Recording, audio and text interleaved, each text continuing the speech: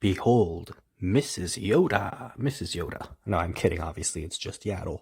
But the point is, I really preferred the way that the Jedi Council members were handled in Legends. For the most part, I mean, there's some exceptions like Evan Peele right here, but the point is, let's begin. So, Depa. So let's go with Yaddle and Yarrow Poof first, since they appear in The Phantom Menace. Now, in canon and in Legends, Yarrow Poof's fate, I guess, is fine, because Yarrow Poof is said to have died in canon. In canon, it says that Yarrow Poof died shortly before Attack of the Clones. Frankly, I think it would have been a great opportunity to just have Yarrow Poof be in the Darth Vader comic and maybe have Yarrow Poof be the one defeated by Darth Vader, and Darth Vader takes Yarrow Poof's lightsaber and bleeds it and turns it into, his own. It would have been a great opportunity, but they missed that opportunity, so oh well. But the point is, and ironically, this is a vision of Yarrow Poof that Darth Vader has in the comic, but it's just a vision. Yarrow Poof's fate is sealed in canon and Legends, and in Legends he died on a heroic mission. He did a great job. He saved the planet of Coruscant, and then he died in the process. But yeah, he was a hero. But the point is, Yarrow Poof was taken care of, very nice, very quick, very clean, in a very clean manner. Now, in canon, it just says that Yaddle, it says that Yaddle took a less active role in the Jedi Order, and I guess she just disappeared or something, because there's no indication as to whether she's alive or dead. So, I mean, she wasn't on the Order 66 survivors list in Charles Soule's Darth Vader comics, so, I mean, who knows what happened to her. I mean, she's probably still around, because she was a lot younger than Yoda. She was like 400 years younger than Yoda, and Yoda died at the age of 900, so Yaddle's probably still around if she didn't die. So I don't like the way they handled it in canon. It was not handled well. But in Legends, they handled it pretty well. Yaddle died, saving Anakin Skywalker. Yaddle was hit with poison gas or whatever it was, and then she died, and then Yoda was sad, but that was it. And then Yaddle was, of course, replaced by Shaak Ti. And as I said, Yarrow Poof was replaced by Coleman Trevor. But the point is, Yaddle died in Legends, and so Legends handled that plot very well, and they put a lid on the hole, as a matter of speaking. But in canon, like, Yaddle could still be out there, and I don't like that. I don't like that Jedi Council members who are not in the subsequent movies are still around during the timeline of those movies. Like, if they're not in the subsequent movies, just say they died somehow. Just put a clean stop to it. Paranthesis, same deal. In Legends, Paranthesis was killed by Sora Bulk. Sora Bulk killed Paranthesis, and Paranthesis died during the Clone Wars on Seleucami. And so, therefore, Paranthesis is not in Revenge of the Sith. He was in Attack of the Clones and The Phantom Menace, but he's not in the Revenge of the Sith, so the fact that he was killed by Sora Bulk in Legends seals his fate, and there's a clean stop to it. But in canon, Paranthesis is on the Jedi Council up until pretty much the tail end of the Clone Wars. I mean, he was too in Legends, but he died in Legends. But the point is, he's on the Jedi Council for a really long time, even in Season 6. And then he just disappears. Like, he's not on the Jedi Council anymore, so there's no explanation as to why he left. But in the Charles Soule Darth Vader comics, he's said to have survived Order 66, so what's going on there? What's going on? And the thing is, I just don't like it. Like, he should have just died. Just give him a clean death and be done with it. But no, they made him survive, so there's no explanation as to why he's not on the Jedi Council. I mean, if they made up a really good explanation as to why, like, for instance, they made up a good explanation for Eth Koth and how he just left the Jedi Order and became a priest, I'm fine with that. I'd much rather prefer something that's a little more explicit as to why he wasn't on the Jedi Council. I mean, I'm fine with leaving some plots unexplained, but something like that, I think, should have to be explained. And so the Legends death was a lot cleaner, because Paranthesis just died. He just died in Legends. In canon, he's still around, so who knows? And he's also, like, pretty old. He's way over 100 years old, I think. He was Yaddle's Padawan, but also. And like I said about Yaddle, I mean, she could still be around. Maybe Yaddle and Paranthesis are both hiding out somewhere. Now, before we get to Evan Peele, let's go to Depa Billaba. Depa Billaba, I like the way that they handled her in Legends, in that they gave a very clear explanation as to why she wasn't in the following movie. So she was in The Phantom Menace and Attack of the Clones, but in Legends she fell to the dark side during the Clone Wars, but then she was rescued and she recovered in the Jedi Temple, and she was basically moved off the Jedi Council, but she was still around and she was just recovering from her traumatic experience, and she's presumed to have probably died during Order 66. Whereas in canon, I mean, she's just still around and very active and on the battlefield and fighting, and it even says that she's on the Jedi Council in that ridiculous Canon Jarrus story arc. And by the way, I would have just had Canon Jarrus as Master B, like Plo Koon or someone, because then Kanan would have more of a relationship with Ahsoka, and they could discuss how horrible it is that Plo Koon is now dead. Like, come on. But the point is, Depa Billaba is still being on the Jedi Council makes no sense, because all the seats in Revenge of the Sith are filled. There is Plo Koon, Mace Windu, Yoda, Ki-Adi-Mundi, Obi-Wan Kenobi, Agent Kolar, Anakin Skywalker, Coleman Kaj, Zazie Tin, Kit Fisto, Stas Ali, and Shakti. So there's 12 of them. So no reason for no reason for Depa Billaba to, just still be around. Like, she should have just been killed off earlier or something. Like, come on. And just adding her into the mix just really messes with it. Although you could make the excuse and say, oh, well, maybe Anakin just took Depa Billaba's empty seat while she was away, but I mean, she could still appear by hologram. So, I mean, that's just not good. Like, they should have just handled her either the way they did in Legends, or they should have just killed her off earlier. Now, Evan Peele. Evan Peele in Legends, I don't like his Legends death, actually. I don't like his canon death either, but his canon death makes a lot more sense, because in canon, Evan Peele is not on the Jedi Council in Revenge of the Sith. He is on the Jedi Council in The Phantom Menace and Attack of the Clones, but he died during the Clone Wars in canon. In canon, he died on Lola Seiyu when he was basically killed by that animal, Anuba, and then, of course, he was thrown in lava and he melted.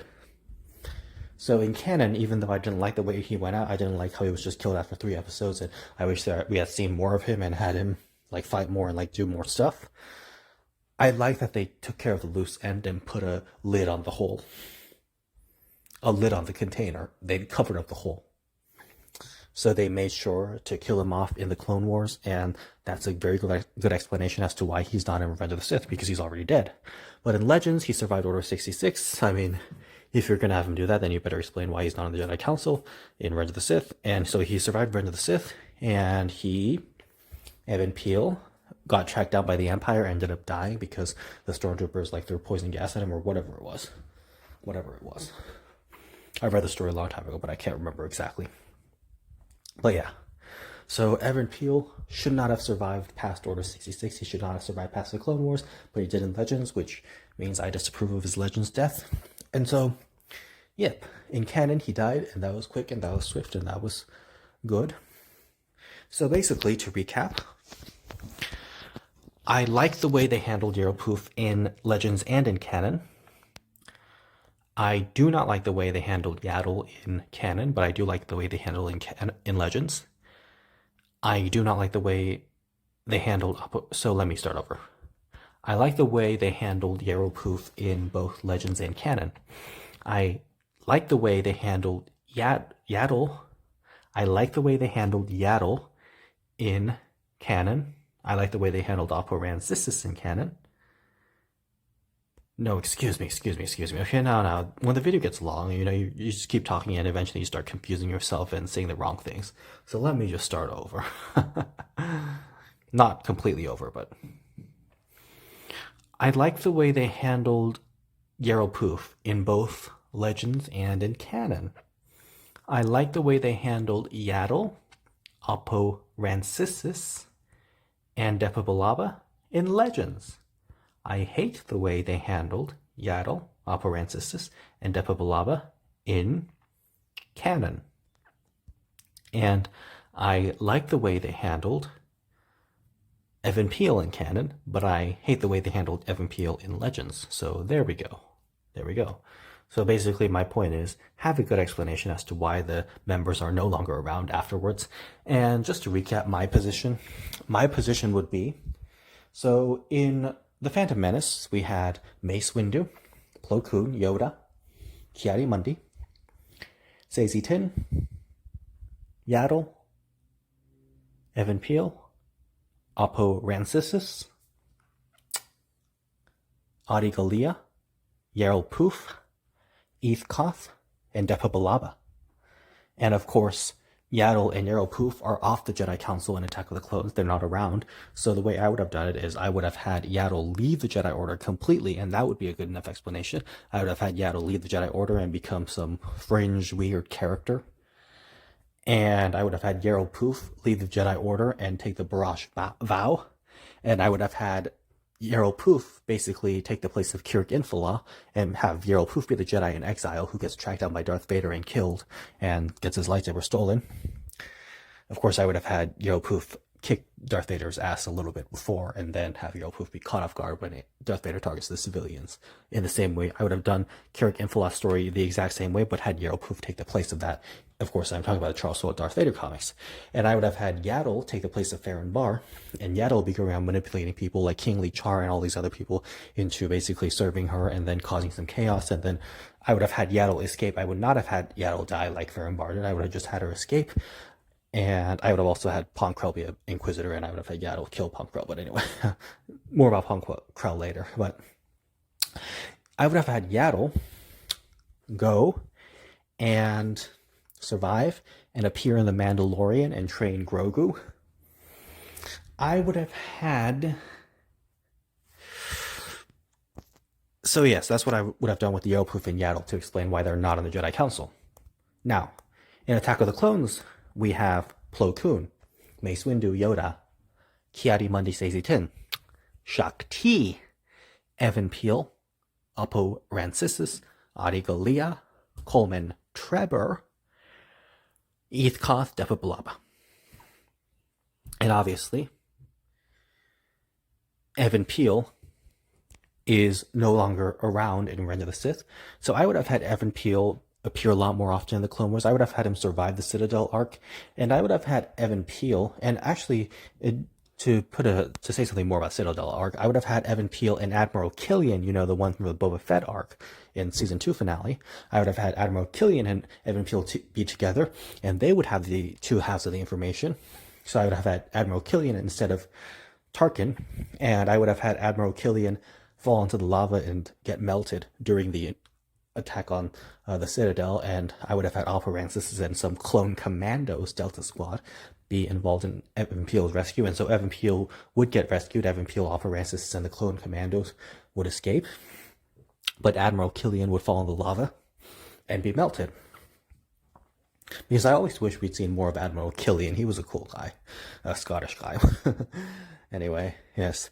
So I would have had that happen, but moving on with Evan Peele, I would have had him appear a lot more often in Star Wars The Clone Wars, and I would have animated the Son of Dathomir instead of doing those ridiculous Yoda episodes at the end of season 6 and that ridiculous Sifo Dyas episode, because they just muddled and confused the plot even more. They were not useful, so I would have just had the Son of Dathomir instead. And in the Son of Dathomir comics, I would have had Darth Maul kill Evan Peele, just to show how strong of a Sith Lord Darth Maul is. And I would have had Darth Maul kill Paranthesis. I would have had Paranthesis appear a lot more in Star Wars The Clone Wars. I would have had him fight Pong Krell on Umbara, actually. It would be cool to have 4-armed Jedi fighting each other. And that's how Pong Krell would be captured and kept alive and then later made an Inquisitor.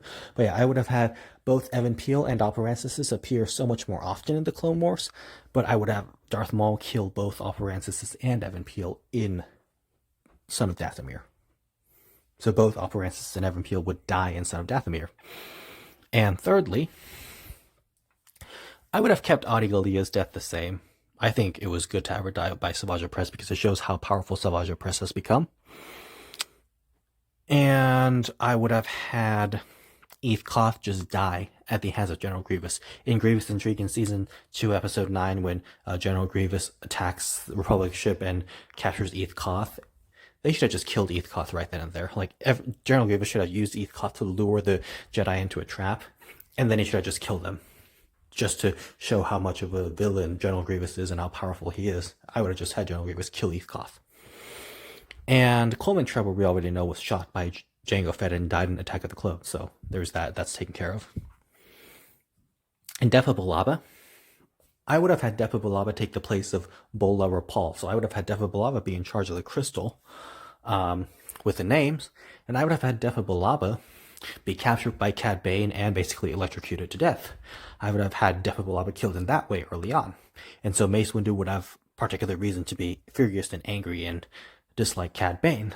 And so that's why Mace Windu would agree to do the mind trick, a very severe interrogation of Cad Bane, because Mace Windu would be angry that Cad Bane killed Depa Billaba, who used to be Mace Windu's Padawan.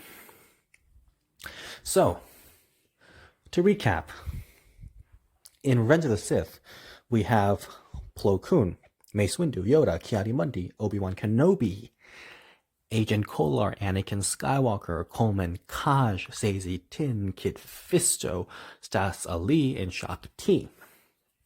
So, I would have had it so that Coleman Kaj, so we know that Yarael Poof was replaced with Coleman Trevor, and Yaddle was replaced with Shaka T. However, later on, I would have been a little more explicit about who was replaced with who. So I would have said Coleman Trevor was replaced by Kit Fisto. There we go. Eth Koth was replaced by... Wait, let me backtrack. Let me go in order. So I would have had Coleman Trevor be replaced by Kit Fisto. I would have Depa Billaba be replaced by Stas Ali. I would have Eth Koth be replaced by Coleman Kaj. I would have Adi Gallia be replaced by Obi-Wan Kenobi, and back more on Obi-Wan Kenobi later. I would have had Evan Peele be replaced by Agent Kolar, and I would have had Paranthesis be replaced by Anakin Skywalker. That's a little nod to Star Wars Explained. They did a funny video on Paranthesis, a little funny segment during a video on Appo's seat being given to Anakin. But yes, so I mean, Coleman Trevor being replaced by Kit Fisto requires no explanation. Depa Billaba being replaced by Stas Ali requires no explanation. And having Stas Ali and Adi Gallia around for a short period of time, it will show that they're two different Jedi and reduce confusion for people who might not know. And moving on, I would have... Oh, by the way, I'm looking at a notebook right now just to make sure I got everything I want to say. And when I'm looking at this notebook, I'm just like... There's some things that I wrote that I just can't read, and it's just a shame when you can't read your own handwriting. So, anyway, moving on. I would have just had Eth Koth replaced by Coleman Kaj, which requires no explanation. And in terms of Adi Gallia being replaced by Obi-Wan Kenobi, obviously this would happen right after Obi-Wan Kenobi and Adi Gallia fought Darth Maul and Savage Opress, and Adi Gallia got killed by Savage Opress. And so the reason I would do it this way is because in the Clone Wars show, we see Obi-Wan Kenobi just have a Jedi Council seat, and for with no particular reason. I mean, Obi-Wan's smart and funny and great and all, but there was no reason he should just have been on the Jedi Council without explanation. I would have done it so that Obi-Wan would have gone through a very rigorous experience and been really impressive and really proven himself, and then gotten a Jedi Council seat. So if Adi Gallia, a Jedi Council member, died at the hands of Savage Opress, but Obi-Wan Kenobi managed to defeat Savage Opress and Darth Maul in a duel, it would be really impressive, and it would show that he's worthy of taking the Jedi Council seat, and it would have made a more momentous, great experience. To have a scene where the Jedi Council just really commends Obi-Wan Kenobi and holds him in high regard and puts him on the Jedi Council seat, and it would have been a great honor for Obi-Wan Kenobi to replace Adi Gallia on the Jedi Council. So I would have waited until Season 5 to put Obi-Wan Kenobi on the Jedi Council after Savage Opress kills Adi Gallia. So that's why Obi-Wan Kenobi should have replaced Adi Gallia. And about Agent Kolar replacing Evan Peele, I mean, that requires no explanation. Evan Peele being replaced by Agent Kolar. And, of course, Agent Kolar looks very different from Eth Koth, so, I mean, that people wouldn't be able to question it, and to see both characters, it would show that they are different and reduce confusion. And Paranthesis being replaced by Anakin Skywalker, I mean, it makes sense because it's the last seat left. I mean, it doesn't make sense because it's ridiculous. Anakin's not even a master. How can you put me on the council and not make me a master? But the point is, there will be an empty seat left for Anakin Skywalker, and so that's how I would handle everything. And furthermore, I would tie up some more loose ends. So we all know Plo Koon dies because he gets shot down and he crashes into the city on Canon pneumonia. Mace Windu gets his hand cut off and electrocuted by Darth Sidious. Yoda, well, he dies. Ki-Adi-Mundi gets shot by clones. Obi-Wan Kenobi, we know. Agent Kolar stabbed by Darth Sidious. Anakin Skywalker, I mean, we don't need to go through that now, do we? Coleman Kaj is still alive. Zazie Tin, killed by Darth Sidious. Kit Fisto, killed by Darth Sidious. Sasa Lee, shot down by clones. Shaak Ti has like 1 million deaths. So I would have Shaak Ti, first of all, survive Order 66. And as I said in previous videos, I explained exactly how I would do that. And I would have Coleman Kaj die. I would still have him survive the initial stages of Order 66 and be on the survivor list. But then I would have Coleman Kaj take the place of the priest, take the place of Eth Koth in the Darth Vader Charles Soule comics, where Coleman Kaj would be serving as the priest and he would have a child who would then be stolen by Darth Vader, and then Coleman Kaj would watch that happen and then die. So I would have that happen.